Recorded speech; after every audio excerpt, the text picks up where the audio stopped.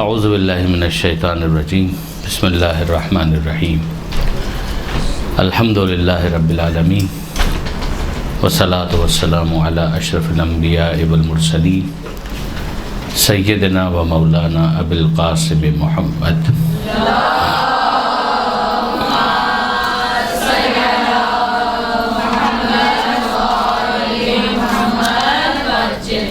وأهل بيته الطيبين الطاهرين المعصومين المظلومين المنتجبين المنتخبين الميامين لا سيما على الإمام المنتظر والحجة الثاني عشر واللعنة الدائمة الباقية على أعدائهم أجمعين من يوم ظلمهم إلى قيام يوم الدين.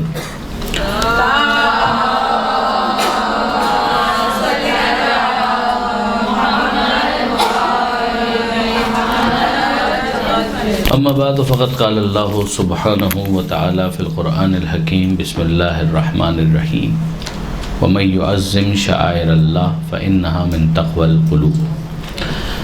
ہماری آج کی گفتگو جنت البقیع کے پس منظر میں ظاہر ہے کہ ویسے تو یہ قبرستان ہے لیکن غیر معمولی قبرستان ہے، بہت اہم قبرستان ہے، اس اعتبار سے بھی کہ تقریباً اس پر اتفاق ہے کہ اس کا افتتاح خود پیغمبر اکرم ختمی مرتبت احمد مصطفیٰ محمد مصطفیٰ صلی اللہ علیہ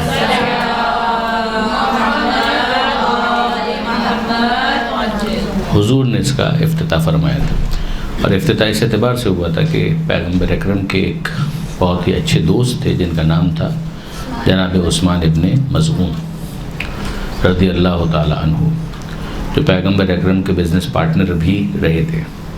اور جب ان کی وفات ہوئی ہے تو مدینہ منورہ میں سب سے پہلے ان کو اس قبرستان کے اندر دفن کیا گیا تھا.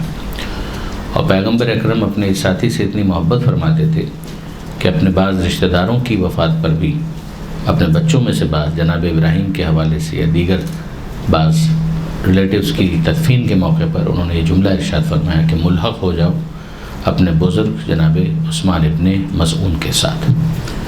تو اس اعتبار سے اگر آپ دیکھیں تو مدینہ منورہ کا یہ پہلا قبرستان نہیں تھا، مگر جنت البقیع جس قبرستان کا نام ہے یہ قبرستان پیغمبر اکرم کے ہاتھوں ایک طرح سے اس کا افتتاح ہوا تھا جناب عثمان ابن مظعون کی تدفین کے موقع پر. ظاہر ہے کہ مدینہ کی آبادی اس سے پہلے بھی موجود تھی تو ان میں انتقال بھی ہوتے تھے، لوگ دفن بھی ہوتے تھے، اور خود یہودی بھی وہاں پر موجود تھے تو ان کا بھی ایک قبرستان تھا اور جنت البقیع سے زیادہ فاصلے پر نہیں تھا. اس کا نام تھا حش کوکب، ہے شین کاف واو کاف بے. تو وہ حش کوکب یہودیوں کا قبرستان تھا. پھر اس کے سپریشن کے لیے بعد میں دیوار ایک قائم کر دی گئی تھی جو پارٹ کرتی تھی کہ یہاں سے آگے کی طرف یا ہٹ کر یہ یہودیوں کا قبرستان ہے اور یہ جو ہے وہ جنت البقیع ہے اور یہ مسلمانوں کا قبرستان ہے. تو ظاہر ہے کہ ہجرت کے بعد چونکہ مسلمانوں کی تعداد میں اضافہ ہوتا چلا جا رہا تھا تو جن کا انتقال ہوتا تھا تو پھر مسلمان کو مسلمان ہی کے قبرستان میں دفن کرنے کا جو حکم تھا اس کے اعتبار سے بھی ضروری تھا کہ قبرستان ہو. تو اس قبرستان کو اس طریقے سے آباد کیا گیا.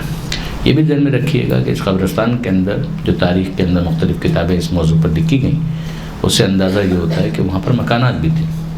پھر بعض مکانات بھی ایسے تھے کہ جن کے اندر ہی قبریں بنا دی گئیں، جیسے جہاں پر اگر آپ بقیع کے حوالے سے دیکھیں تو ائمہ اہل بیت کی جو قبریں ہیں اس کے بارے میں ایک قول جناب عقیل کے گھر کا ہے کہ جناب عقیل ابن ابی طالب علیہ السلام ان کے گھر کی جگہ تھی اور پھر یہاں پر ہی ان قبروں کو قائم کیا گیا. تو اس کے بعد پھر ظاہر ہے کہ زمانے کی امتداد کے ساتھ ساتھ یہی جو رجحان تھا وہ غالب آتا چلا گیا اور وہاں پر جو قبریں تھیں وہی اتنی زیادہ ہو گئیں کہ اس کا پورا اسٹرکچر ہی قبرستان والا ہو گیا. ورنہ ابتدا میں ایک ملا جلا معاملہ تھا کہ زمین ہے وسیع و عریض کہ جس پر قبریں بھی ہیں اور مکانات بھی ہیں. آہستہ آہستہ یہ قبرستان ہی کا معاملہ ڈومیننٹ ہوتا چلا گیا اور پھر اس کے بعد over the period of time اس کے اوپر قبے بھی تعمیر کرنا شروع کر دیے گئے. وہ ظاہر ہے کہ آؤٹ آف رسپیکٹ ایک تعظیم کے لیے، ایک عظمت کے اظہار کے لیے اور تعین کے لیے بھی. تعظیم تو ظاہر ہے کہ عظمت کے اظہار کے لیے ہوتی ہے، عزت کے لیے ہوتی ہے کہ بھائی ہم ان کو ایک ہولی پلیس کے طور پر لیتے ہیں، ایک ایسی غیر معمولی جگہ کہ جو ہمارے لیے محترم ہے. مگر ساتھ ہی ساتھ اس کا ایک دوسرا پہلو یہ بھی ہے کہ وہاں پر جتنے بھی افراد آئیں گے تو وہ آ کر اپنے سلام پیش کریں گے، عقیدت کا اظہار کریں گے، تو ان کے لیے بھی ایک شیلٹر ہو، ان کے لیے بھی ایک سائے کی جگہ ہو. یہ تمام تر اہتمامات اس کے اندر کیے جاتے تھے. پھر اس کے بعد یہ جو ایک تحریک چلی جس کو آپ وہابی تحریک کہتے ہیں، تو اس کی وجہ سے پھر یہ ساری چیزیں زد پر آ گئی اور ان کو نقصان پہنچایا گیا۔ اچھا، اس سے پہلے کہ ہم اس وہابی تحریک کے اوپر کچھ بات کریں، پہلے کچھ ایک اجمالی سی فہرست ان اہم قبور کی کہ جو وہاں پر موجود ہیں۔ ان میں سب سے نمایاں جو ہے، آپ میں سے جو احباب گئے ہیں، نہیں مدینہ منورہ جو گئے بھی ہوں گے آپ میں سے، تو ظاہر خواتین کو جنت البقیع کے اندر جانے کی اجازت وہ لوگ نہیں دیتے جو ان کے قوانین ہیں اس کے مطابق، تو ظاہر ہے کہ آپ لوگوں نے اگر دیکھا بھی ہوگا تو شاید باہر سے دیکھا ہو، اندر جانے کا موقع نہیں ملا ہوگا۔ مگر بہرحال چونکہ آج بھی جنت البقیع میں جانے کے 2 اوقات تو ہیں کم سے کم، ایک فجر کے بعد اور ایک عصر کے بعد، تو اس موقع پر مرد حضرات اندر جا سکتے ہیں۔ آپ نے ویڈیوز کے اندر شاید دیکھا ہوگا یا تصویروں کے اندر دیکھا ہوگا، تو معصومین کا جو احاطہ ہے کہ جس میں معصومین کی قبریں ہیں، تو وہاں پر آپ کو جناب امام حسن علیہ الصلوۃ والسلام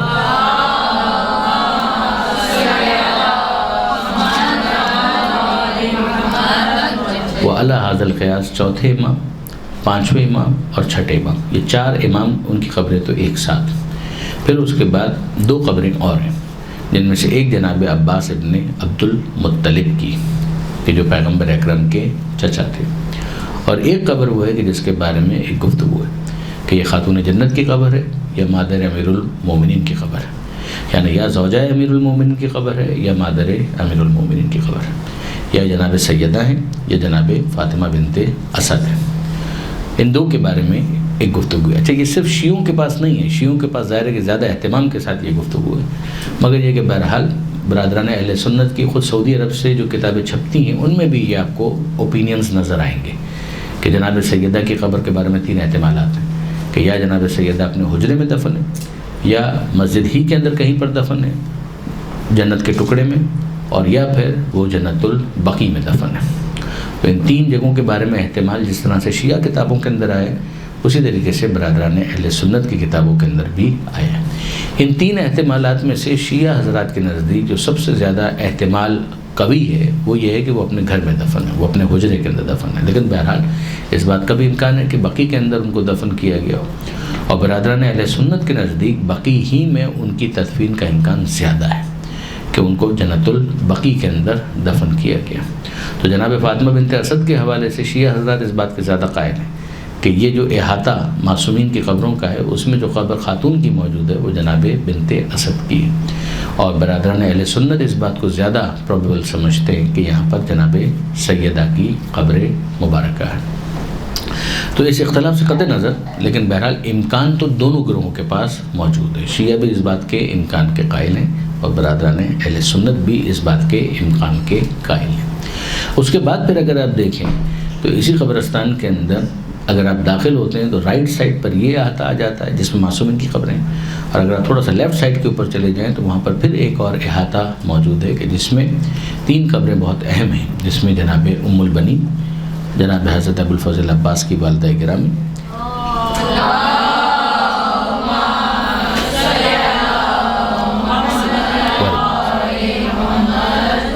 اور پھر پیغمبر اکرم کی 2 پھوپھیاں جناب عاتقہ اور جناب صفیہ، تو ان کی قبریں بھی آپ کو وہاں پر ملیں گی کہ یہ پیغمبر اکرم کی پھوپھیاں اور جناب ام البنین یہ ایک احاطے کے اندر مدفون ہیں قبرستان بقیع میں۔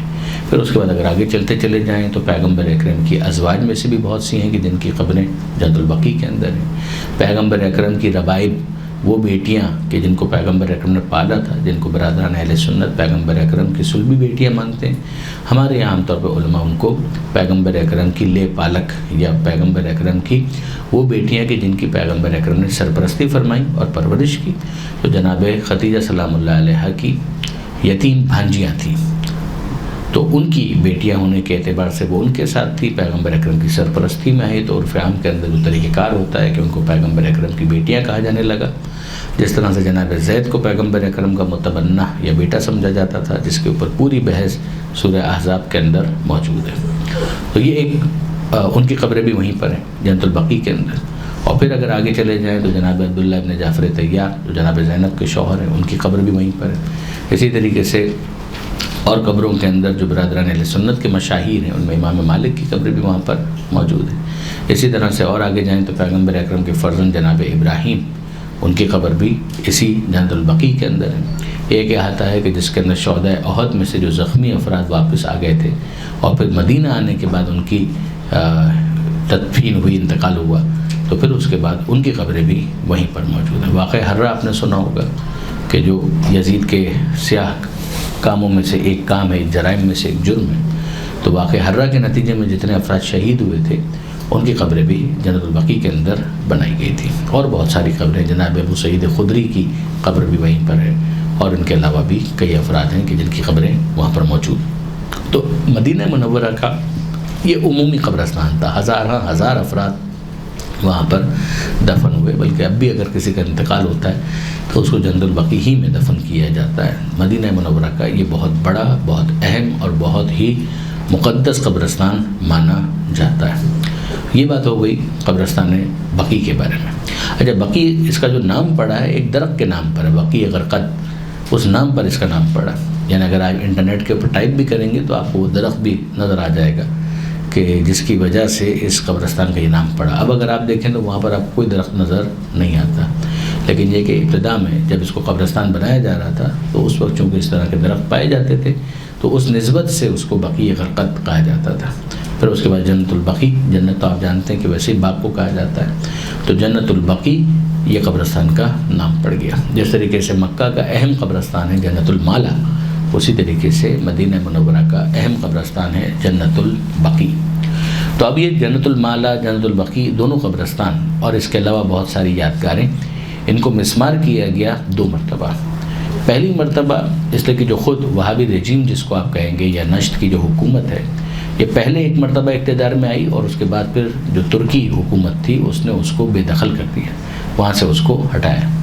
مگر اس کے بعد ظاہر ہے کہ جو ٹرک گورنمنٹ تھی وہ خود بہت ویک ہوتی چلی گئی، خاص طور پہ ورلڈ وار کے ٹائم پر جب انہوں نے جرمنی کی حمایت کی تھی تو اس کے بعد پھر انگریز اس کے خلاف ہو گئے تھے۔ تو پہلے شریف مکہ کے ذریعے سے ان کو ٹاپل کیا گیا، جو وہاں پر حکومت تھی ان کی اور جو ان کے افراد وہاں پر موجود تھے ان کو بے دخل کیا انہوں نے، اور پھر شریف مکہ کے بعد شریف مکہ سے بھی جب ان کی انبن ہو گئی تو اس کو بھی ہٹایا، اور ایک مرتبہ پھر نجد کی جو حکومت ہے اس کو موقع دیا گیا کہ یہ یہاں پر آ کر اقتدار کو سنبھالیں۔ تو پھر اس کے بعد یہ جو نجدی حکومت، نجد آپ وہ علاقہ جہاں پر ریاض ان کا جو گورنمنٹ کا جو دارالخلافہ ہے، کیپٹل ہے، وہ نجد ہی کا علاقہ ہے، تو آپریٹ تو وہ آج بھی وہیں سے کرتے ہیں، لیکن یہ کہ بہرحال مکہ اور مدینہ یہ دونوں اہم مذہبی جو شہر ہیں یہ بھی ان کے پاس، ان کے قبضے میں آ گئے، اور پھر اس کے بعد وہی اس کو ریگولیٹ کرتے رہے۔ اچھا، جب انہوں نے یہ کام کیا ہے تو ایسا نہیں ہے کہ اس کے بعد پھر پورے امت مسلمہ کے اندر کسی قسم کی کوئی تحریک نہیں اٹھی یا کوئی غم و غصے کا اظہار نہیں کیا گیا۔ بہت سی جگہوں پر اس طرح کی باتیں ہوئی، ایران کے اندر بھی ہوئی، دوسرے علاقوں کے اندر بھی ہوئی، پاکستان تو اس زمانے میں تھا نہیں، مگر یہ کہ جو متحدہ ہندوستان جو انگریز کے ماتحت تھا تو وہاں پر بھی بڑی تحریکیں اٹھیں اور بہت سارے کانفرنسز وغیرہ بھی ہوئی، لوگ گئے بھی وہاں پر، دعوت بھی دی گئی ان کو، اور وہاں پر انہوں نے اپنے گلے شکوے جو تھے وہ سعودی حکومت کے سامنے پیش بھی کیے۔ بہت سے ہمارے شیعہ علماء نے خطوط بھی لکھے، آیت اللہ کاشف الغطا کے بارے میں بھی ملتا ہے کہ انہوں نے بھی خط لکھا، اور اسی طریقے سے ایران گورنمنٹ نے بھی، حالانکہ اس زمانے میں انقلاب نہیں آیا تھا مگر بہرحال ایک شیعہ گورنمنٹ تھی، تو انہوں نے بھی نیگوسیشنز کیے اور اس کے اندر اپنے تعلقات کو اس شرط کے ساتھ رکھا کہ اگر یہ سارے معاملات ہوں تو ہم آپ کے ساتھ تعلقات رکھیں گے، مگر ظاہر ہے کہ وہ سیاسی باتیں ہوتی ہیں۔ پھر 3 سال کے بعد ملتا ہے بعض کتابوں کے اندر کہ 3 سال کے بعد پھر انہوں نے اس کی حکومت کو ایکسیپٹ کیا، لیکن یہ کہ تناؤ اور ایک تندی کی کیفیت جو تھی وہ آپس میں طاری رہی، اور اس کے بعد پھر ان نیگوسیشنز اور ان سارے مذاکرات کا نتیجہ یہ نکلا کہ آج بھی اگر آپ جائیں گے جنت البقیع میں تو جنت البقیع میں آپ کو احاطے الگ ملیں گے، یعنی اگر آپ جا کر دیکھیں تو ائمہ معصومین کی قبروں پر نشان آپ کو کوئی نہیں ملے گا، یعنی وہاں پر کوئی بورڈ لگا ہوا نظر نہیں آئے گا، لیکن یہ کہ بہرحال احاطے آپ کو الگ نظر آئیں گے، یعنی باقی قبرستان سے یہ قبریں الگ نظر آئیں گی۔ تو اس کی وجہ یہی ہے کہ یہ ساری جو باتیں ہوئی ہیں ان کی وجہ سے پھر اس کو ہموار نہیں کیا گیا، مسطح نہیں کیا گیا، بالکل اگر آپ یہ کہیں کہ ایک پلین کر دیا جائے جس طرح سے باقی سارا قبرستان نظر آتا ہے ویسا نظر نہیں آئے گا، ایک نمایاں نظر آئے گا۔ اس نمایاں ہونے کے اندر یہ ساری خبریں شامل ہو گئیں، یعنی معصومین کی قبریں، یہ جناب صفیہ اور جناب ام البنین کی قبروں کا جو احاطہ ہے، اور دیگر جو نام میں نے آپ کے سامنے لیے وہ تقریباً وہ قبریں ہیں کہ جن کو نمایاں کیا گیا۔ تو ان کے اوپر کوئی چھت موجود نہیں ہے، کوئی بورڈ موجود نہیں ہے، وہاں پر کوئی انتظام الگ سے نہیں ہے، مگر ان کو اس طریقے سے رکھا گیا ہے کہ اس کا احاطہ کافی نمایاں ہو جاتا ہے کہ یہ ہٹ کر کچھ قبریں ہیں جو غیر معمولی تقدس اور عظمت کا ایک اظہار تو بن جاتا ہے۔ پھر بعض کے اندر تو یہاں تک بھی ملتا ہے، اگر آپ اس کو نیٹ وغیرہ پہ سرچ کریں گے تو آپ کو ملے گا کہ سعودی حکومت نے ان پرنسپل ایگری بھی کر لیا تھا، اور اپنی گلو خلاصی کرنے کے لیے اور اپنی جان چھڑانے کے لیے یہاں تک کہا تھا کہ صاحب یہ ہمارا کوئی آفیشیل گورنمنٹ اسٹینڈ نہیں تھا، بلکہ بدوؤں نے یہ کارروائی کی تھی اور ہم اس کو اون نہیں کرتے. مگر یہ باتیں ہوتی ہیں ٹیبل ٹاک پر. فارملی اگر آپ دیکھیں تو وہاں سے جو کتابیں چھپتی ہیں وہ ساری کی ساری بھی وہی ہیں کہ جس کے اندر ان تمام تر چیزوں کو وہ ڈس اون کرتے ہیں. نہ فقط یہ کہ ڈس اون کرتے ہیں بلکہ اس کی مذمت بھی کرتے ہیں، اور سارے معاملات جو ہیں وہ آپ کے سامنے ہی ہیں. جو وہابی افکار ہیں اس کی جو بنیاد ہے وہ بہرحال سعودی عرب تھی. آج کل ظاہر ہے کہ جو معاملات سیاسی اعتبار سے ہیں وہ اتنے وہابیت کے فیور میں نہیں ہیں. خود اس وقت جو سعودی عرب کے جو معاملات ہیں وہ خود وہابیت کے بھی بہت زیادہ فیور میں نہیں ہیں، لیکن اس کی ریزن جو ہے وہ سیاسی معاملات ہیں. یہ ایکچولی دو گروہوں کا آپس میں گٹھ جوڑ تھا.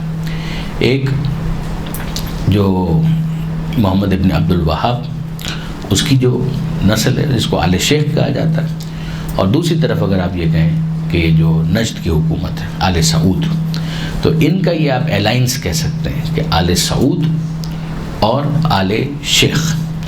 تو آل شیخ ریلیجیس معاملات کے حوالے سے، اور جو آل سعود ہیں وہ پولیٹیکل معاملات کے حوالے سے. تو اس میں چونکہ انٹرنیشنلی بھی چیزیں ان کے فیور میں ہو گئی اس زمانے میں، اور پھر مذہبی اعتبار سے بھی انہوں نے اس کو ایک رنگ دیا، تو اس الائنس کی وجہ سے پھر ان کے لیے امکان بن گیا کہ وہ اپنی حکومت کو اسٹیبلش کرتے چلے جائیں.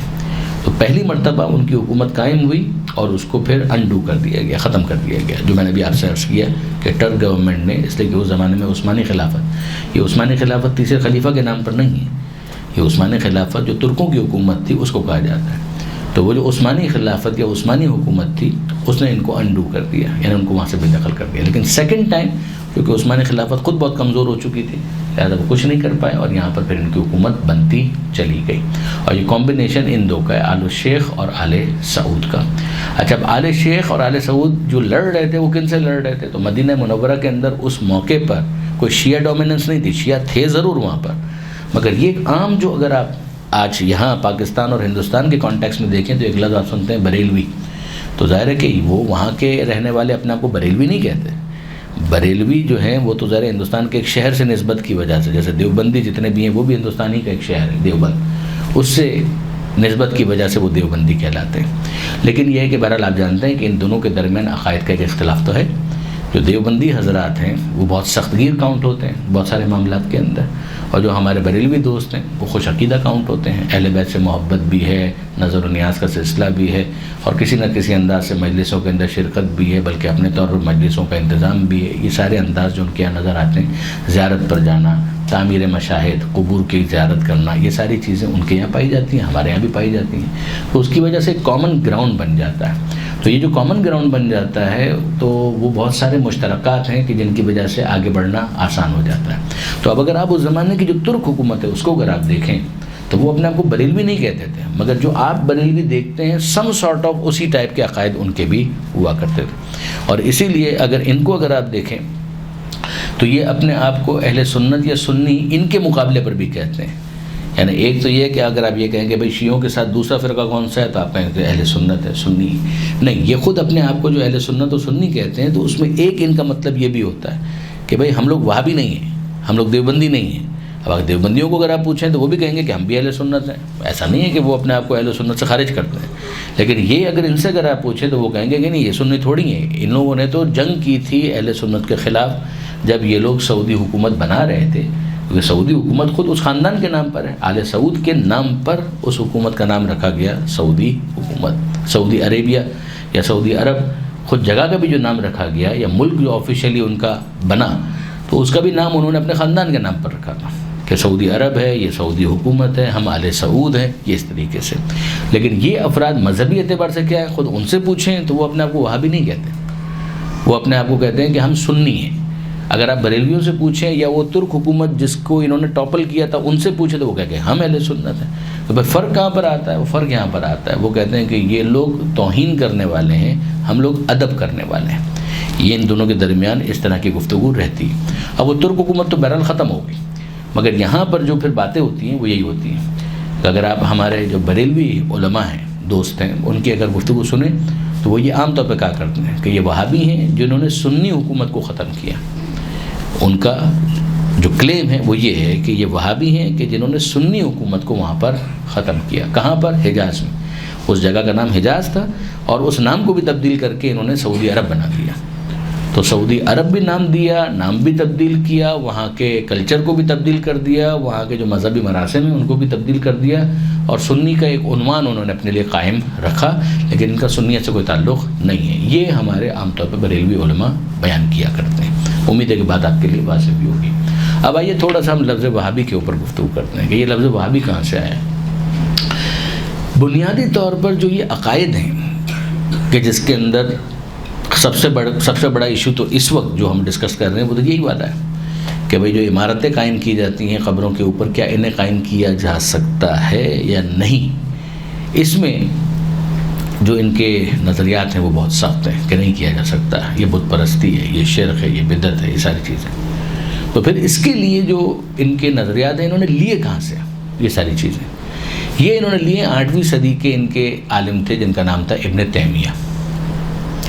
یعنی پورا نام تو لمبا ہے لیکن یہ کہ بہرحال مختصراً ان کو جو نام دیا جاتا ہے اور جس نام سے ان کو یاد کیا جاتا ہے وہ ہے ابن تیمیہ. یہ ابن تیمیہ اپنے زمانے میں کوئی بہت زیادہ کامیابی حاصل نہیں کر پائے. بعض اوقات ان کو گرفتار بھی کیا گیا، زندان میں بھی ڈالا گیا، بڑی مذمت ان کی ہوتی رہی، اور بالآخر یہ مر گئے. بعض افراد تو کہتے ہیں کہ زندان ہی کے اندر ان کی موت ہوئی. لیکن بہرحال ابن تیمیہ نے کتابیں بہت لکھی، شیعوں کے خلاف بھی بہت کتابیں لکھی، اور جو معروف معنی کے اندر جو اہل سنت کے عقائد ہیں اس کے خلاف بھی انہوں نے بہت کچھ لکھا. تو ابن تیمیہ لکھنے والے آدمی تھے، بہت متعصب تھے، دشمن اہل بیت بھی تھے. شیعوں کی رد میں انہوں نے ایک پوری کتاب لکھی، منہاج السنہ، جو آج بھی بہت سارے جو وہابی علماء ہیں اسی کو ریفر کرتے رہتے ہیں. جو آپ سنتے رہتے ہیں چیزیں وہ عام طور پر اسی کتاب کے اندر لکھی ہوئی ہیں، اسی سے وہ لے کے بیان کیا کرتے ہیں. منہاج السنہ یہ وہ شخصیت ہے جو آپ کہہ سکتے ہیں کہ جنہوں نے علامہ حلی کی کتابوں کے اوپر گفتگو کی. علامہ حلی ہمارا بہت بڑا نام ہے، تو علامہ حلی کی بعض کتابوں کے اوپر انہوں نے تبصرے کیے اور ان کی کتابوں کی رد لکھنے کی کوشش کی. پھر یہاں سے بھی رد لکھا گیا، وہاں سے بھی رد لکھا گیا، یہ تو سلسلہ چلتا ہی رہتا ہے. مگر یہ ابن تیمیہ یہ وہ پہلی شخصیت ہے کہ جن سے ان تمام عقائد کو منسوب کیا جاتا ہے جو آج معروف اصطلاح میں وہابی عقائد اور وہابی نظریات کہلاتے ہیں.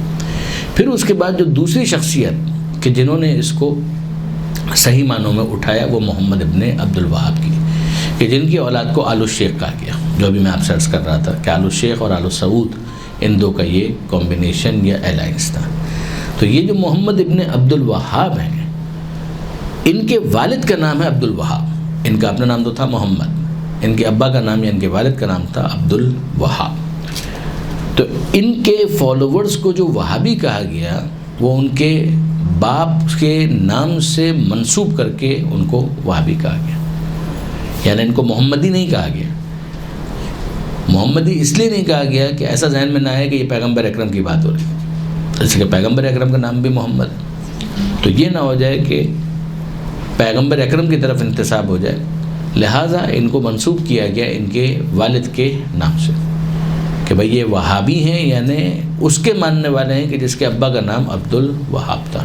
اب یہاں پر ایک انٹرسٹنگ بحث ہے کہ کیا ان کے والد محترم بھی ان کے ان عقائد سے متفق تھے؟ جواب جی نہیں، بالکل متفق نہیں تھے.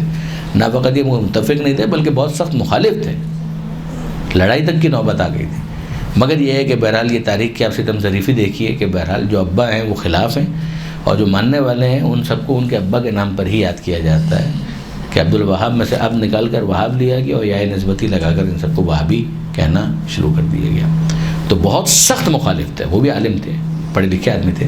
جو ان کے ایک بھائی ہیں محمد ابن عبد الوہاب کے، تو محمد ابن عبد الوہاب کے بھائی جو ہیں وہ بھی شیعہ نہیں تھے، وہ بھی سنی تھے، اور انہوں نے وہ پہلی کتابیں جو خود محمد ابن عبد الوہاب کے خلاف لکھی گئی ان کے لکھنے والوں میں ان کے بڑے بھائی بھی شامل تھے. یعنی مجھے جو بتایا گیا تھا اگر وہ صحیح ہے بات، یعنی اگر اب اسی طرح سے ہے تو شاید مولانا طاہر اعوان صاحب آنے والے ہیں. تو مولانا طاہر اعوان صاحب نے ایک بڑا کارنامہ کیا اور واقعاً بہت بڑا کارنامہ کیا، بہت بڑے محقق ہیں مولانا طاہر اعوان صاحب. انہوں نے ایک کتاب لکھی فارسی کے اندر، چھپ چکی اور بہت ضخیم کتاب. اس کتاب کے اندر انہوں نے انٹروڈیوس کیا ہے، تعارف کروایا ہے ان کتابوں کا جو وہابیت کے خلاف لکھی گئی، لکھنے والے شیعہ نہیں ہیں۔ یعنی جو انٹرسٹنگ فیکٹ ہے وہ یہ ہے کہ ان کتابوں کا انہوں نے اس کے اندر تفصیلی تعارف کیا کہ یہ کتاب لکھنے والے یہ اس جگہ پر لکھی گئی، اس کا یہ محتویٰ ہے، اس کا یہ کنٹینٹ ہے، اس کا یہ انڈیکس ہے، اس کا یہ موضوع ہے، اس کے اندر یہ بحثیں کی گئی ہیں۔ کتابوں کے ڈھیر لگا دیے انہوں نے، سینکڑوں کتابیں، شاید اس سے بھی زیادہ۔ مگر یہ ساری کتابیں لکھنے والے کون ہیں؟ کہ شیعوں کی ہم بات نہیں کر رہے ہیں، مطلب شیعوں نے بھی لکھی ہیں ان کے خلاف، وہ شیعہ تو لکھیں گے ہی، مگر شیعوں کی بات نہیں ہو رہی ہے، بات ہو رہی ہے عام اہل سنت علماء کی، کہ جنہوں نے وہابیت کے خلاف یا وہابیوں کے خلاف کتابیں لکھی۔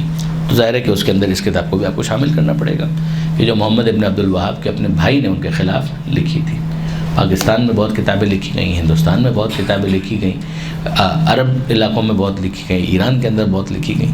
ظاہر ہے کہ ہندوستان کا تو یہ بڑا ہی ہاٹ ٹاپک تھا، مسئلہ تھا، لہٰذا یہاں پر یہ ساری چیزیں ہوئی۔ اب اس کے بعد اگلی چیز آتی ہے اور وہ یہ کہ ہندوستان کے اندر یہ نظریات جو آئے ہیں تو وہ کس زمانے سے آنا شروع ہوئے۔ اب آپ اگر تھوڑا سا اس کے اوپر غور کریں گے نا تو آپ کو بہت ساری چیزیں مکس نظر آئیں گی، مکس پلیٹ ٹائپ کی۔ ایک جو چاٹ ہوتی ہے نا جس کے اندر آپ نے چنے بھی ڈال لیے، چٹنی بھی ڈال لی، پاپڑی بھی ڈال لی اور دہی بڑے کا بھی ایک پیس ڈال دیا، پھر اس کو مکس کرنا شروع کیا تو آپ کو نظر آئے گا کہ یہ ساری چیزیں اس کے اندر ہیں، موجود ہیں۔ ایک مکس پلیٹ سے آپ کو نظر آئے گی۔ شاہ ولی اللہ کا نام آپ نے سنا ہوگا، شاہ ولی اللہ محدث دہلوی۔ یہ محدث دہلوی تو سارے ہی کہلاتے ہیں، تو شاہ ولی اللہ محدث دہلوی، پھر ان کے فرزند شاہ عبدالعزیز محدث دہلوی وغیرہ وغیرہ۔ تو شاہ ولی اللہ محدث دہلوی حالانکہ صوفی ہیں، یعنی یہ جتنے بھی ہیں اگر آپ دیکھیں تو ہمارے بریلوی دوست وہ تو تصوف کے سلسلے کے ساتھ ہیں۔ اچھا، تصوف کا مطلب ہو گیا اولیاء، اولیاء کا مطلب ہو گیا قبریں، یعنی مزارات، مشاہد، وہاں پر جانا، سب کچھ ہونا، یہ سب اس کے اندر شامل ہے۔ تو بریلوی کو تو آپ الگ کر دیجیے، اب آ جائے دیوبندیوں کے اندر، جو دیوبندی جتنے بھی ہیں ان میں بھی صوفیہ پائے جاتے ہیں۔ ایسا نہیں ہے کہ سارے کے سارے وہ تصوف کے مخالف ہوں۔ پھر تصوف کی بات آئے گی تو پھر وہ سلسلہ طریقت کی بات آئے گی، تو اولیاء کی بات آئے گی، پھر مشاہد کی بھی بات آئیں گی، ساری چیزیں ہوں گی۔ تو اس کے اندر بھی آپ کو ایک گروہ نظر آئے گا کہ جو ان چیزوں کا بالکل لیا منکر ہے، لیکن یہ کہ بہرحال ایک بڑا گروہ ہے کہ جو اس بات کا قائل ہے، وہ دیوبندی ہونے کے باوجود بھی تصوف کو بلیو کرتے ہیں۔ پیچھے اگر آپ چلے جائیں تو شاہ ولی اللہ محدث دہلوی بڑی شخصیت ہے، جن کی کتابیں آج بھی ریفر کی جاتی ہیں، بریلوی علماء بھی پڑھتے ہیں، دیوبندی تو پڑھتے ہی ہیں، دونوں ہی پڑھتے ہیں۔ تو یہ شاہ ولی اللہ محدث دہلوی جو ہیں، اگرچہ صوفی المسلک ہونے کے باوجود انہوں نے ابن تیمیہ کو کافی کوٹ کیا۔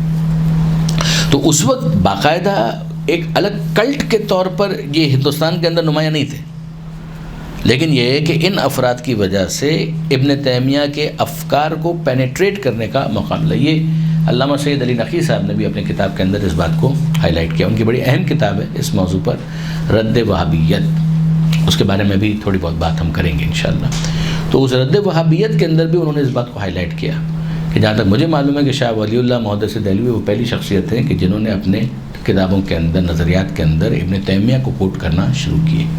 پھر اس کے بعد ایک اور بڑا نام ہے مولانا ابوالکلام آزاد کا، جو تحریک آزادی ہند کے بھی بڑے رہنما مانے جاتے ہیں، کانگریس کے، ظاہر کہ مسلمان تھے، اور ان کے سیاسی نظریات کے اندر یہ بھی تھا کہ وہ پاکستان کے قائل نہیں تھے، پاکستان بننے کے مخالف تھے، لیکن وہ ان کے سیاسی نظریات اپنی جگہ پر غیر معمولی علمی شخصیت،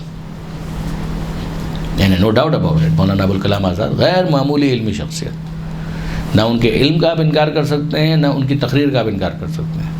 ان کا قلم بھی بہت متحرک تھا، اور ان کو کہا طوطی ہند، یعنی بہت بڑے مقرر مانے جاتے ہیں، بہت اچھی تقریر و خطابت تھی ان کی، اور متعصب بھی نہیں تھے۔ مزے کی بات یہ، یعنی آپ ان سے ظاہر ہے کہ شیعہ نہیں تھے، تو جو شیعہ نظریات ہیں اس سے تو آپ ان سے اختلاف کریں گے کہ وہ اس کو نہیں قبول کرتے تھے، ہم ان سے اختلاف کریں گے ایک ڈیسنٹ وے کے اندر۔ اور وہابی بھی نہیں تھے، یعنی اس معروف معنی کے اندر وہابی بھی نہیں تھے۔ تو وہابی عام طور پہ تنگ نظر ہوتے ہیں بہت زیادہ، لیکن یہ کہ وہ تنگ نظر بھی نہیں تھے، مگر ان کا معاملہ یہ تھا کہ وہ علمی اعتبار سے ابن تیمیہ سے بہت متاثر تھے۔ ابن تیمیہ کی ساری باتیں انہوں نے نہیں لے لی، وہ ابن تیمیہ نے سینکڑوں کتابیں لکھی ہیں، تو بعض کتابوں کے اندر صحیح باتیں بھی ہوں گی، تو انہوں نے بہت سی باتیں ابن تیمیہ سے لی اور ان کو کوٹ کرنا شروع کیا بڑا فریکوینٹلی۔ تو جب فریکوینٹلی ان کو کوٹ کر رہے تھے تو ابوالکلام آزاد چونکہ بڑا نام تھا، تو ابن تیمیہ کو ایک انٹروڈکشن ملا کہ اچھا یہ بھی کوئی شخصیت ہے۔ تو اس کا نتیجہ یہ نکلا کہ پھر بعد میں جو مکھی پر مکھی مارنا، تو بہت سارے وہ افراد کہ جنہوں نے ابن تیمیہ کی کتاب بھی کبھی نہیں دیکھی تھی، وہ بھی ابن تیمیہ کا نام جو ہے وہ بڑے اس سے لینے لگے کہ جناب ابن تیمیہ تو بہت بڑے عالم۔ تو اس کی وجہ سے بھی ابن تیمیہ کو ایک اسپیس ملا ہندوستان کی سرزمین پر. پھر بعد میں ظاہر ہے کہ پڑھنے والے بھی ان کے پیدا ہو گئے, ان کے فالوورز بھی پیدا ہو گئے, جو واقعاً روایتی معنی میں آپ وہابی جن کو کہہ سکتے ہیں. تو یہ اپنی جگہ پر پاکستان اور ہندوستان, پاکستان تو اس وقت بنا نہیں تھا, یہی سارا علاقہ ہندوستان ہی کہلاتا تھا, مگر پھر اس کے بعد جو پاکستان بنا تو وہاں سے جو افراد یہاں پر آئے ہیں پاکستان میں, اور یہاں کے بھی اگر کچھ مقامی علماء تھے تو انہوں نے بھی ابن تیمیہ کو, جو وہابی اسکول آف تھاٹ کے تھے افراد, انہوں نے پروموٹ کرنا شروع کیا. پھر اہل حدیث کے جو علماء ہیں وہ ابن تیمیہ کے بڑے مداح نکلے. اگر آپ وہاں پر جا کر دیکھیں سعودی عرب کے اندر, تو وہ اپنے آپ کو حنبلی فقہ کے فالوورز بتاتے ہیں. 4 فقہ ہیں, فقہ حنفی, مالکی, شافعی اور حنبلی. تو امام احمد ابن حنبل کی جو فقہ ہے اس کو وہ آپٹ کرتے ہیں ایک فارمل فقہ کے طور پر. جیسے پاکستان میں, ہندوستان میں, افغانستان میں حنفی فقہ کو فالو کیا جاتا ہے. ملیشیا میں آپ چلے جائیں تو شافعی فقہ کو فالو کیا جاتا ہے. تیونس اور افریقہ کے بعض علاقوں میں چلے جائیں تو فقہ مالکی کو زیادہ پروموٹ کیا جاتا ہے.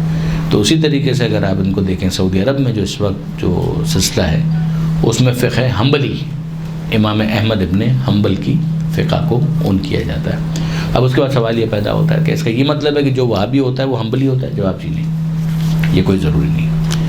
وہابی ہونے کے لیے حنبلی ہونا شرط نہیں ہے, اور حنبلی ہونے کا یہ مطلب نہیں ہے کہ وہ لازمی طور پر وہابی ہو, یہ بھی کوئی ضروری نہیں. تو آپ کو ایسے افراد مل جائیں گے جو پاکستان کے اندر ہیں, وہ بریلوی ہیں تو بھی حنفی ہیں, دیوبندی ہیں تو بھی حنفی ہیں. اہل حدیث جو ہے وہ اپنے آپ کو حنفی نہیں کہتے, لیکن پاکستان میں, ہندوستان میں جو ڈومیننٹ ہے وہ تو حنفی ہیں. تو چاہے وہ بریلوی ہوں چاہے وہ دیوبندی ہوں, دونوں صورتوں میں وہ حنفی ہی ہیں. مگر ہمارے یہاں کچھ محاورے اس طرح کے بن گئے ہیں کہ جو خوش عقیدہ افراد ہوتے ہیں ان کو حنفی کہا جاتا ہے, اور اگر جو اس طرح کے تنگ نظر ہوتے ہیں ان کو وہابی کہا جاتا ہے. تو کوئی ضروری نہیں ہے, وہ عین ممکن ہے کہ وہ حنفی ہو مگر اس کے باوجود بھی وہ تنگ نظر ہو, اور اسی عقیدے کا ہو کہ جس کو آپ وہابی افکار یا وہابی عقائد کہتے ہیں. تو یہ آپ کو میں جو کہا نا کہ مکس پلیٹ ٹائپ کی آپ کو نظر آئے گی.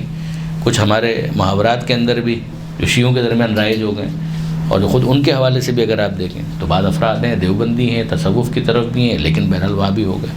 بعض افراد ہیں کہ جو اہل حدیث کے ہیں اور وہ وہابیت کے نظریات سے بہت متاثر ہیں. وہ جو وہاں پر رہنے والے ہیں وہ اپنے آپ کو حنبلی کہتے ہیں, مگر وہ وہابی نظریات سے, وہاں کے تو پائنیئرز ہی وہ ہیں. یہ ساری چیزیں آپ کو اس طریقے سے ملے گی. تو اب اس کے بعد آئیے اگلے مرحلے کی طرف کہ خود یہ اپنے آپ کو کیا کہتے ہیں. یہ اپنے آپ کو سلفی کہتے ہیں. سلف کا مطلب ہوتا ہے بزرگ, آپ کے اسلاف یعنی بزرگان. سلف اور خلف یعنی بیٹے کو اور اولاد کو خلف کہا جائے گا, نا خلف جو بری اولاد ہوتی ہے اس کے لیے لفظ استعمال ہوتا ہے. تو سلف یعنی بزرگ. تو ان کا کہنا ہے کہ جناب ہم یہ دین جو لیتے ہیں بزرگان سے لیتے ہیں, یعنی وہ بزرگان جو پرانے بزرگان ہیں, یعنی ہم یہ اس طریقے سے نہیں لیں گے, ہم پیچھے اور جائیں گے اور جائیں گے اور جائیں گے, اور سلف کا جو طریقہ کار ہے اس کو ہم اختیار کریں گے. بہرحال یہ ان کی ایک تعبیر ہے, اور وہ اپنے لیے اسی نام کو زیادہ پسند کرتے ہیں. وہ کہتے ہیں کہ ہم سنی ہیں اور سلفی سنی ہیں. ہم کو جو وہابی کہا جاتا ہے وہ چڑ کے طور پر کہا جاتا ہے, ہمیں چڑھانے کے لیے کہا جاتا ہے وہابی. ہمارے جو دشمن ہیں وہ ہم کو وہابی کہتے ہیں, ورنہ ہم لوگ وہابی نہیں. لیکن یہ وہابی کا لفظ پھر اتنا زیادہ معروف ہو گیا کہ اگر آپ ہیلری کلنٹن کا وہ اگر اسٹیٹمنٹ سنیں کہ جو انہوں نے یوٹیوب پر موجود بھی ہے, کہ جس میں انہوں نے فنڈنگ کا اعتراف کیا تھا کہ جب افغانستان کے اندر ہم کو جہاد کروانا تھا تو جہاد کا لفظ استعمال کیا انہوں نے, مجاہدین ہم کو چاہیے تھے, تو اس جگہ پر ہم نے وہابی برانڈ آف اسلام کو پروموٹ کیا. تو وہ جو لفظ وہابی ہے وہ اتنا ظاہر ہے کہ وہ چڑھانے کے لیے تو نہیں بول رہی تھی, مگر چونکہ عرف عام کے اندر یہ لفظ وہابی اتنا کامن ہو چکا ہے کہ وہ انہوں نے اسی کو استعمال کیا کہ let us promote the Wahhabi brand of اسلام, اس طریقے سے. بہرحال اب آئیے ذرا سا اس کے اوپر بات کریں, تھوڑی سی بات, اور وہ یہ کہ خود ہمارا نظریہ اس اعتبار سے ہے کیا. ہم ان کو شاعر اللہ میں سمجھتے ہیں. جو قرآن مجید کی آیت ہے کہ وَمَن يُعَظِّمْ شَعَائِرَ اللَّهِ فَإِنَّهَا مِن تَقْوَى الْقُلُوبِ, کہ جو اللہ کے شاعر کی تعظیم کرتا ہے یہ اس کے دل کے تقوی کی دلیل ہے, یعنی یہ اس بات کی علامت ہے کہ اس کے دل میں تقوی موجود ہے. یعنی یہ بالکل ایسا ہے کہ جیسے اگر آپ کی والدہ کا آپ کو خط آ جائے تو آپ اس کے خط کو لے کر آنکھوں سے لگاتے ہیں یا بوسہ دیتے ہیں. تو کیوں لگاتے ہیں؟ یہ آپ کی والدہ تو نہیں ہے, لیکن اگر آپ کی والدہ نے آپ کو خط بھیجوایا ہے, 2 سال 3 سال 4 سال 10 سال کے بعد آپ کے پاس ایک خط آیا اور پتہ چلے کہ یہ میری والدہ نے بھیجوایا ہے, آپ اس کے ساتھ کیا کریں گے؟ پڑھنے کے بعد اس کو پھینک دیں گے؟ آپ اس کو آنکھوں سے لگاتے ہیں, آپ اس کو چومتے ہیں. تو یہ سب کیا ہوتا ہے؟ کیا آپ اس کو خدا سمجھ رہے ہیں؟ کیا آپ اس کو خدا کا شریک سمجھ رہے ہیں؟ نہیں، آپ اس کو جو کچھ سمجھ رہے ہیں وہ یہ ہے کہ یہ میری والدہ کا ہے. جو میری والدہ کا ہے اس کا مطلب یہ کہ میری والدہ نہیں ہے، میری والدہ کا ہے، یعنی میری والدہ کا خط ہے. جب میری والدہ کا خط ہے، میری والدہ کا لباس ہے، میری والدہ کی تصویریں، یہ کا کے کی جتنے بھی آتے ہیں وہ نسبتوں کو بتاتے ہیں، تو وہ آپ کے لیے محترم ہو جاتے ہیں، وہ آپ کے لیے مقدس ہو جاتے ہیں. عقلی طور پر ایسا ہی. تو جس جگہ کو آپ احترام دے رہے ہیں وہ کس وجہ سے دے رہے ہیں؟ یہ رسول اللہ کی قبر ہے. یہ رسول اللہ ہے؟ نہیں. یہ اللہ ہے؟ نہیں. یہ خود رسول اللہ تھے اور یہ رسول اللہ کی قبر ہے. تو اگر رسول اللہ کی قبر ہے تو اس کا احترام کس وجہ سے؟ اس لیے کہ یہ رسول ہیں. کس کے رسول ہیں؟ اللہ کے رسول. تو جب ہم نے ان کو اللہ کا رسول مانا تھا تب اللہ نہیں مانا تھا، اور جب ان کو اللہ کے رسول کی قبر مانا تو ان کو اللہ کا رسول نہیں مانا. ہم نے جو اس کو مانا ہے وہ نسبت کے عنوان سے مانا ہے. جس طریقے سے کسی بھی علاقے میں اگر آپ چلے جائیں، پاکستان میں قائد اعظم کا مزار ہے، تو قائد اعظم وہاں پر نہیں ہے، قائد اعظم تو قبر کے اندر ہے، لیکن یہ کہ قائد اعظم کا ایک مزار ہے. تو مزار کس لیے؟ اسی احترام اور آنر کو شو کرنے کے لیے. علامہ اقبال کا مزار ہے، قائد اعظم کا مزار. تو یہ تمام تر چیزیں نسبتوں اور احترام کے لیے ہوتی ہے. آپ اس کو کہیں پر بھی کر کے دیکھیں. مثلا خانہ کعبہ کی تصویر ہے، تو آپ اس کو روند کے دیکھ لیں. جو وہابی ہیں وہ بھی آپ کو مارنے کے لیے آ جائیں گے، معاذ اللہ. وہ کیوں آ جائیں گے؟ اگر ان سے کہا جائے کہ جناب یہ خانہ کعبہ ہے، خانہ کعبہ تو نہیں ہے، یہ خانہ کعبہ کی تصویر ہے. جب خانہ کعبہ کی تصویر ہے تو آپ کو پرابلم کیا ہے؟ خانہ کعبہ تو نہیں ہے. کہا نہیں لیکن ہے تو کعبے کی تصویر. تب آپ غور کیجئے کہ جو ان کا عقیدہ ہے وہ خود اس کے خلاف جائیں گے، وہ خود اس کے اگینسٹ جائیں گے. وہ کہیں گے کہ یہ تو آپ نے کعبے کی توہین کر دی. کعبے کو تو کچھ بھی نہیں کیا ہے، یہ تو کعبے کی تصویر ہے. کہا کعبے کی تصویر ہے یا جو بھی ہے کعبے کی، تو کہ یہ بات جو آپ کو یہاں سمجھ میں آ رہی ہے وہاں پر کیوں سمجھ میں نہیں آ رہی؟ وہاں آپ اس بات کو کیوں قبول نہیں کر پا رہے؟ یہ بہت امپورٹنٹ. یعنی بالکل ایک سادہ سی مثال میں نے آپ کے سامنے پیش کی. آپ اس کو دیکھ لیجئے اس اصول کے اوپر کہ جس کی کوئی چیز ہوتی ہے، جس سے منسوب ہوتی ہے، اگر اس کی توہین کی جائے تو یہی مانا جاتا ہے کہ خود اس شخصیت کی توہین کی گئی. یہ خدا کا گھر ہے، خدا کبھی رہا نہیں ہے، لیکن خانہ کعبہ کی اگر کوئی توہین کرے گا اس کو خدا کی توہین مانا جائے گا. خانہ کعبہ کی تصویر کی توہین کرے گا یہ بھی مانا جائے گا کہ خانہ کعبہ کی توہین کی گئی. اور خانہ کعبہ کی توہین یعنی خدا کی توہین. اگر پیغمبر اکرم کی توہین کی جائے تو پیغمبر اکرم اللہ کے پیغمبر ہیں، ان کی توہین پیغمبر اکرم کی توہین اللہ کی توہین مانی جائے. اور ان کی جو خبر ہے اگر اس کے ساتھ کوئی بے حرمتی والا معاملہ کیا جائے تو یہی معاملہ مانا جائے گا کہ اللہ کے رسول کی توہین ہے. شہزادی کون ہے کہ جن کے بارے میں پروردگار نے کہا، پیغمبر اکرم نے کہا کہ فاطمہ تو بضعۃ منی، یہ میرا ٹکڑا.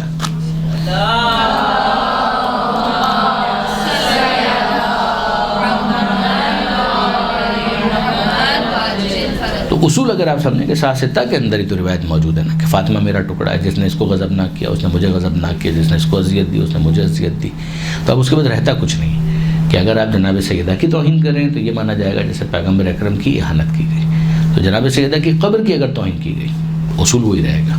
یہ قبر ہے، جناب سیدہ کی توہین جناب سیدہ کی توہین ہے، جناب سیدہ کی توہین پیغمبر اکرم کی توہین ہے. یہ معاملہ خدا تک جاتا ہے، اس کو آپ جہاں تک پھیلائیں.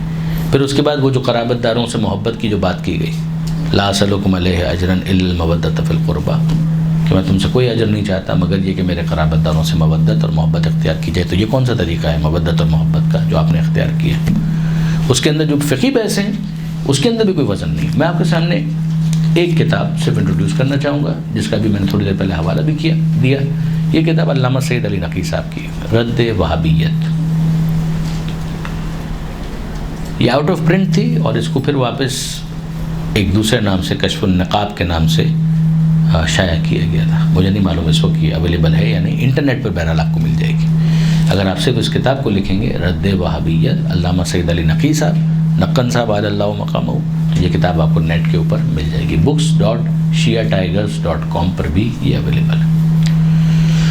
تو وہاں پر اگر آپ اس کتاب، یہ کتاب 100 صفحے کی تقریباً اگر میں غلطی نہیں کر رہا، 144 صفحے کی ہے. تو اس کے اندر آپ کو وہ بیک گراؤنڈ بھی مل جائے گا کہ جو اس وہابیت کا بیک گراؤنڈ ہے وہ بھی مل جائے گا لکھا ہوا، اور جو اس زمانے میں اس کتاب کے لکھنے کی تحریک علامہ سید علی نقی صاحب کو کیسے ہوئی تھی وہ بھی آپ کو پتہ چلے گا کہ علامہ سید علی نقی صاحب کا زندگی کا طالب علمی کا بالکل اسٹارٹ کا زمانہ تھا جب انہوں نے اس کتاب کو لکھا تھا عربی میں.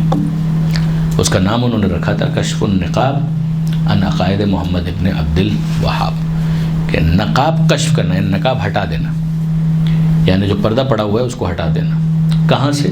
محمد ابن عبد الوہاب کے عقائد پر پڑا ہوا پردہ ہٹا دینا، یعنی اس کو ایکسپوز کرنا. Exposing the beliefs and faith of Muhammad ibn Abd الوہاب، یہ اس کا ترجمہ بنے گا. تو اس کتاب کو انہوں نے اپنی اس زمانے میں جو زندگی کا ان کا طالب علمی کا زندگی کا بالکل ابتدائی زمانہ تھا، لکھنؤ کے اندر تو پڑھ چکے تھے اور نجف جانے کی تیاری کر رہے تھے. اس زمانے میں انہوں نے اس عربی کتاب کو لکھا تھا. پھر اس کے بعد جب زندگی کا ان کا بالکل آخری پیریڈ ہے، تب انہوں نے اردو میں اس کو ٹرانسلیٹ بھی کیا اور اس کو اضافہ بھی کیا. اس کی بڑی اچھی داستان وغیرہ آپ پڑھنا چاہیں تو اس کے اندر آپ پڑھ سکتے ہیں. اس کی جو فہرست ہے وہ میں آپ کی خدمت میں عرض کرتا ہوں. انہوں نے اس کے اندر جو چیپٹرز ہیں ان کی کیا تقسیم کی. مقدمہ، تاریخ ابن عبد الوہاب اور ان کی نشو و نما اور ترقی کی کیفیت، یہ مقدمہ ہے. پھر اس کے بعد پہلا باب، ان کا عقیدہ حضرت اقدس الہی کے باب میں، یعنی خدا کے بارے میں ان کا کیا عقیدہ ہے. تو مقدمہ ہے تاریخ ابن عبد الوہاب، ان کی نشو و نما اور ان کی ترقی کی کیفیت. پھر پہلا باب، ان کا عقیدہ حضرت اقدس الہی کے بارے میں، یعنی خدا کے بارے میں، کہ توحید کے بارے میں جو ان کا نظریہ ہے اس کے بارے میں، یعنی تجسیم کے قائل، کہ جہاں پر ید اللہ کی بات آئے تو اس کا مطلب اللہ کا ہاتھ ہوتا ہے، وجہ اللہ کی بات آئے تو اللہ کا چہرہ ہوتا ہے، جبکہ یہ عقیدہ مسلمانوں کے اندر بالاتفاق غلط ہے. پھر اس کے بعد دوسرا باب ان کا عقیدہ پیغمبر کے بارے میں، کہ پیغمبر اکرم کے حوالے سے ان کا کیا نظریہ ہے. ہم جیسے بشر ہیں، یہ جو ایک آپ سنتے ہیں نا بحثیں، یہ ساری وہاں سے نکلی ہوئی ہیں، یہ ہم جیسے کوئی زیادہ فرق نہیں ہے. تو جو پیغمبر اکرم کی جو تعظیم ہے، پیغمبر اکرم کی جو توقیر ہے، اس کے خلاف جانا، یہ ساری چیزیں. پھر اس کے بعد تیسری چیز ان کا عقیدہ اولیاء اور صالحین کے بارے میں، کہ وہ کیا ہے، اور اس کی رد کرتے جا رہے ہیں. پھر چوتھا عقیدہ، ان کا عقیدہ تمام روئے زمین کے مسلمانوں کے بارے میں، سب کو کافر سمجھتے ہیں. یعنی جو ان کی جو سیاسی مسئلتیں ہیں، اس کی وجہ سے اگر آپ دیکھیں تو بہت ساری چیزیں وہ نہیں کر پائے. جو میں نے آپ سے عرض کیا نا، ایک آل الشیخ اور آل سعود کا جو آپس میں پیکٹ تھا، تو آل سعود بہت کچھ نہیں کر پائے. مثلا پیغمبر اکرم کا روضہ ہے، اس کو نہیں گرا پائے، جس کو صنم اکبر کہتے ہیں کہ سب سے بڑا بت تو وہ ہے معاذ اللہ، لیکن اس کو اب تک نہیں گرا پائے. اس پر جو گنبد خضرا موجود ہے وہ ترکوں کے زمانے کا ہے، وہ اب تک چلا آ رہا ہے. تو اس کو نہیں گرا پائے، اس کی وجہ کیا ہے؟ اس لیے کہ بہرحال انہوں نے بھی کچھ نہ کچھ تقیہ سیکھ لیا، ایسے کہ وہ بھی اس حوالے سے کہ نہیں بھائی اتنا بڑا جھگڑا ہم نہیں کر پائیں گے، تو انہوں نے نہیں کیا. اسی طریقے سے جب وہ سب کو مشرک سمجھتے ہیں تو پھر اس کے بعد حج پر آنے کی اجازت دینے کا کیا مطلب؟ یعنی بریلوی ان کے نزدیک مشرک ہیں، شیعہ تو ان کے نزدیک ہے ہی مشرک پکے، تو کسی کھاتے میں ہی نہیں. تو مشرک جو ہیں ان کو پھر آپ باقاعدہ حج کے فارم کے اندر لکھواتے ہیں، جو فقہ جعفری کے پیروکار ہیں وہ لکھیں کہ وہ فقہ جعفری کے پیروکار ہیں، اور پھر اس کے بعد وہ جاتے بھی ہیں حج پر، اور ان کے لیے انتظام بھی کرتے ہیں. ایسا نہیں کہ نہیں کرتے، انتظام ہوتا ہے، اور ان کو پتہ ہوتا ہے کہ یہ شیعہ حجاج، ایران کے جو حجاج ہیں ان کے بارے میں تو سب کو پتہ ہے. جو پاکستان سے جاتے ہیں وہ بھی اپنے فارم میں لکھتے ہیں. یعنی یہ شاید آپ لوگوں کے لیے حیران کون ہو بات، لیکن یہ کہ بہرحال ایک عرصے تک تو یہ ہوتا تھا کہ جو شیعہ حجاج ہوتے تھے ان کا مکتب ہی الگ ہوتا تھا، تو ان کو اچھی طرح سے پتہ ہوتا تھا کہ یہ شیعہ حجاج ہے، لیکن یہ کہ بہرحال وہ آتے تھے. تو اگر آپ ان کی فقہ کے اعتبار سے بھی دیکھیں تو جو مشرکین ہیں ان کو تو الاؤ نہیں کیا جا سکتا. تو ہم لوگ تھوڑے اسپیشل مشرکین ہیں، تھوڑی روٹین سے ہٹ کر دیں. میں پھر کہہ رہا ہوں آج کل ان کے جو سیاسی معاملات ہیں وہ اس بات کے متقاضی ہیں کہ وہابیت وہاں پر کافی کمزور ہو رہی ہے، اور یہ اچھی بات ہے، یہ بہرحال اچھی بات ہے. پھر اس کے بعد جو اس کا 5واں باب ہے، یہ خاص طور پر اس سے متعلق ہے جو اس وقت بحث چل رہی ہے، جنت البقیع کے مزارات اور جنت المالا کے مزارات.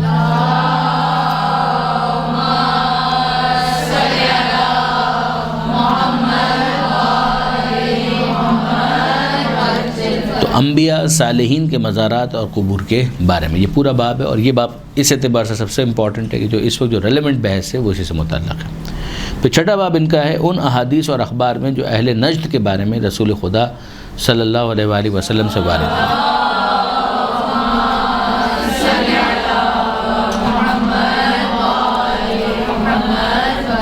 تو اہل نجد کا جو علاقہ، جو نجد کا علاقہ ہے، یہ خود کوئی بہت پسندیدہ علاقہ نہیں مانا گیا روایات وغیرہ کے اندر. خود برادران اہل سنت کے پاس جو حدیثیں ہیں اس بارے میں موجود ہے، تو اس کا بھی انہوں نے ایک الگ سے باب بنا دیا.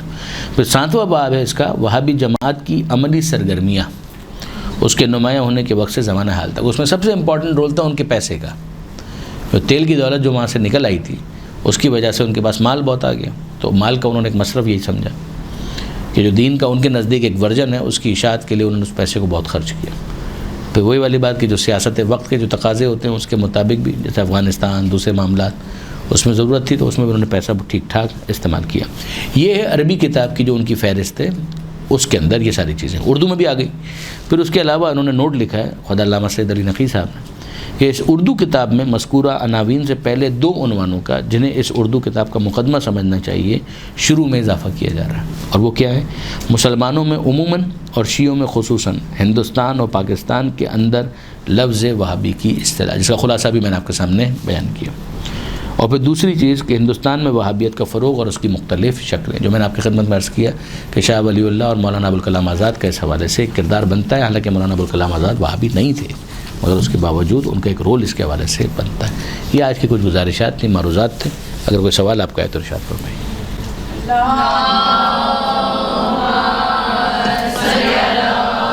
جی بیٹا۔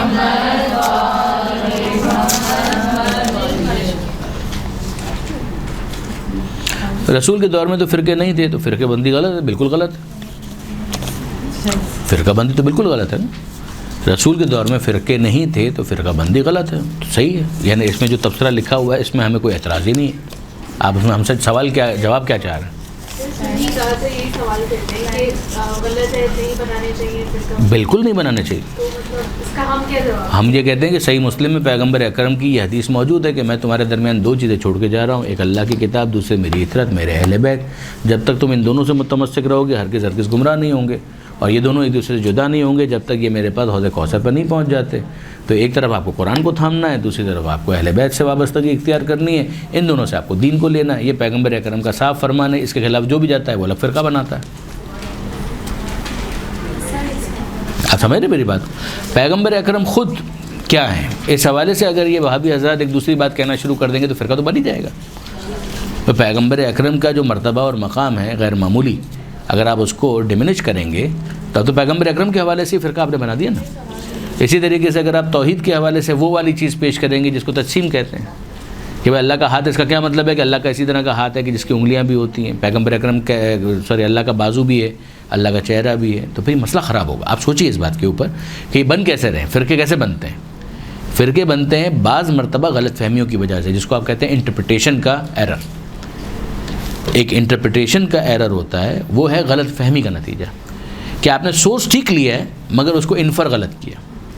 جب آپ انفر غلط کر رہے ہیں تو اس کا نتیجہ یہ نکلے گا کہ ایک اوپینین بن جائے گا، اور اس اوپینین کے فالوورز کی ایک بڑی تعداد اگر بن گئی تو وہ فرقہ بن جاتا ہے۔ یعنی ایک ہوتا ہے اوپینین جو انڈیویجول رہتا ہے۔ میں آپ کی خدمت میں ایک مثال عرض کرتا ہوں۔ ایک جگہ لکھا ہوا ہو روکو، پھر لکھا ہو مت، پھر لکھا ہو جانے، پھر لکھا ہو دو، آپ اس کو کیسے پڑھتے ہیں؟ روکو مت جانے، کیا مطلب لیا جائے گا؟ روکو مت جانے دو، ٹھیک ہے، اور آپ روکو پہ رک جائیے، دو الگ اوپینینز آ گئے۔ آپ سمجھ رہے میری بات کو؟ روکو مت جانے دو، روکو مت کے بعد اگر آپ کوما ڈال دیں تو مطلب ہو جائے گا روکو مت جانے دو، اور اگر روکو کے بعد آپ نے کوما ڈال دیا تو روکو مت جانے دو۔ تو آپ کا پاز کتنا امپورٹنٹ ہو گیا کہ کہاں پر آپ توقف کر رہے ہیں، اور اگر غلط جگہ پر آپ نے توقف کر دیا تو بات کچھ کی کچھ ہو جائے گی، یعنی 180 ڈگری پر بات ہے۔ اس کو آپ بہرحال کہیں گے کہ یہ انفرنس کا ایشو ہو سکتا ہے، یہ غلط فہمی ہو سکتی ہے، اس کو تو آپ گنجائش دیں گے۔ لیکن اگر آپ کا سورس ہی غلط ہے، یہ جملہ آپ کو لینا تھا، آپ نے جملہ یہ والا نہیں لیا، آپ نے تو کوئی دوسری چیز لے لی۔ اگر یہ آپ نے کیا تو پھر تو معاملہ بہت خراب ہے۔ پیغمبر اکرم کہہ کے جا رہے ہیں کہ میں تمہارے درمیان قرآن کو چھوڑ کر جا رہا ہوں، اطرت اور اہل بیت کو چھوڑ کر جا رہا ہوں۔ آپ قرآن کی کوئی آیت لیں اور سمجھنے میں غلطی کر جائیں تو ہم اس پر بحث کریں گے کہ یہ غلطی کیوں ہوئی، واقعاً سمجھ کا کوئی پھیر تھا یا اس کے اندر بھی کوئی بدنیتی تھی، وہ الگ بحث ہو سکتی ہے۔ لیکن اگر آپ قرآن کو چھوڑ کر توریت کی طرف چلے جائیں تو کیسے کام چلے گا؟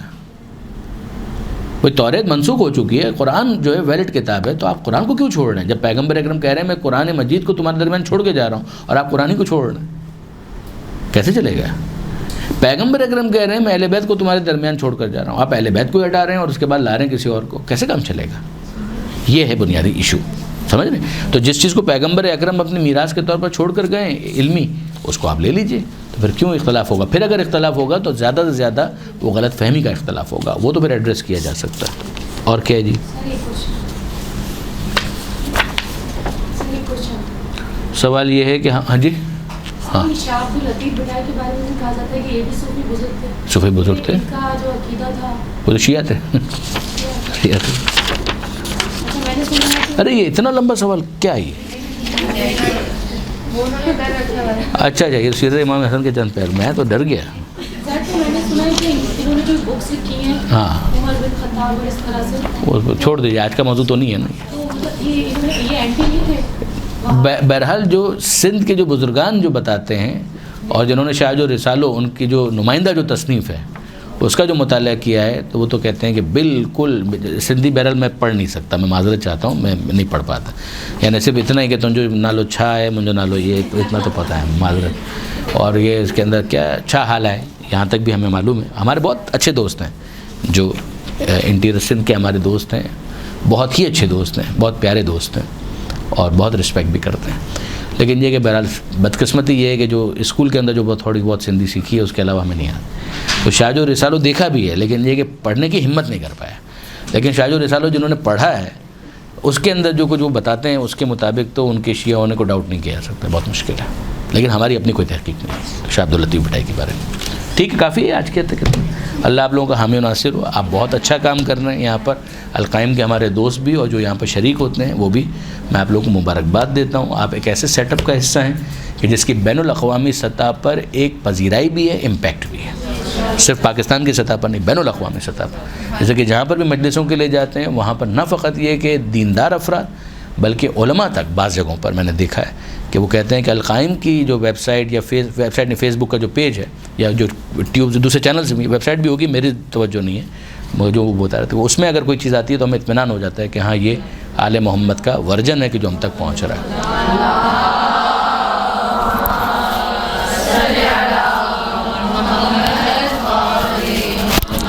اللہ آپ لوگوں کو خوش رکھے. آباد التماس.